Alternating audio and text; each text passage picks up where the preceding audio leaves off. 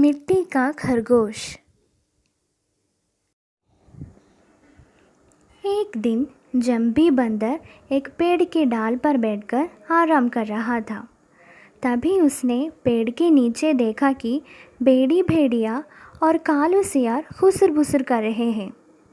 Zombie बंदर बेड़ी और कालू की बातों को ध्यान से सुनने लगा। उनकी बातें सुनकर जम्बी के होश उड़ गए। वे दोनों अगले दिन मीकू खरगोश का शिकार करने की योजना बना रहे थे।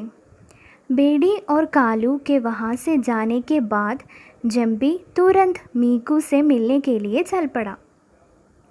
जम्बी ने उसे पूरी बात बता दी। अब दोनों दोस्त चिंता में पड़ गए कि बेड़ी और कालू से कैसे बचा जाए।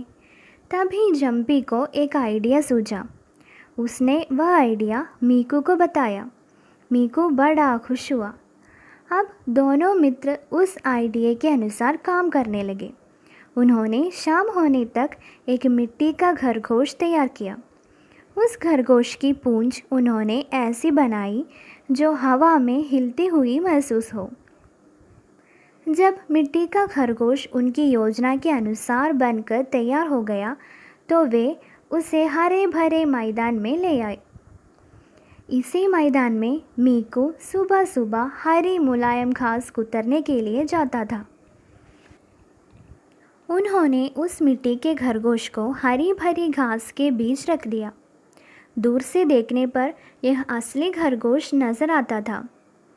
अब जम्बी और मीकू सुबह होने का इंतज़ार करने लगे। सुबह होते ही वे उस हरे भरे मैदान के आसपास झाड़ियों के पीछे छिपकर आगे का नज़ारा देखने का इंतज़ार करने लगे। उन्होंने अपने दोस्तों ब्लैकी भालू, नंदू हिरन, रंगीला मोर और मिन्नी बतख को भी वहीं झाड़ियों के पीछे बुला लिया। कुछ देर बाद उन्होंने देखा कि बेड़ी भेड़िया और कालू सियार छिपते छिपते वहाँ आए। उन्होंने वहाँ आते ही हरी भरी घास में रखे मिट्टी के खरगोश को मीकू खरगोश समझकर उस पर हमला बोल दिया। जैसे ही उन्होंने उस मिट्टी के खरगोश में मुंह मारा, खूब सारी मिट्टी उनकी मुंह के अंदर समा गई। कुछ ही देर बाद बेड़ी और कालू सी सी की आवाज़ निकालने लगे।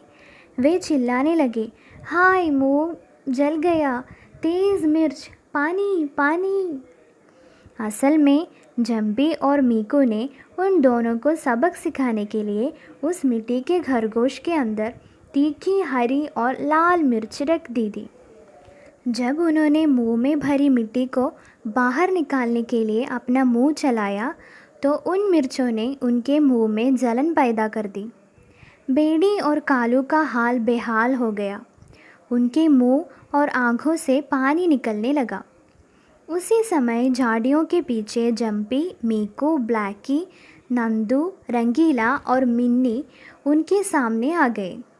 उन सब को अपने सामने देखकर बेड़ी और कालू को सारी बात समझ में आ गई। वे दोनों बहुत शर्मिंदा हुए। फिर वो पानी की तलाश में नदी की तरफ भाग गए और फिर कभी उधर दिखाई नहीं दिए।